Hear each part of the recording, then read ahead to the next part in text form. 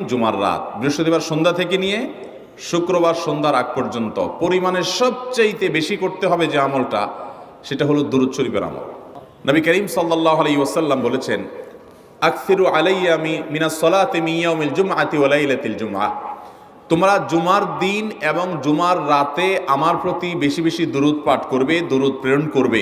ফা ইন্না সালাতাকুম মা'রুদাতুন আলাই, কারণ তোমরা যে দুরূদ পাঠ করো এটা আমার কাছে পেশ করেন আল্লাহর ফেরেশতারা, এবং রীতিমতো নামধাম সহকারে আল্লাহর একদল ফেরেশতা নিয়োজিত আছে। তারা বলেন, আল্লাহ, হে আল্লাহ রসুল, আপনার অমুক উম্মত, অমুক অনুসারী, আল্লাহর অমুক বান্দা পৃথিবীর অমুক প্রান্ত থেকে, অমুক দেশ থেকে, অমুকের সন্তান, সে আপনার প্রতি দুরূদ পেশ করেছে জুমার দিনে, জুমার রাতে বা অন্য সময়ে।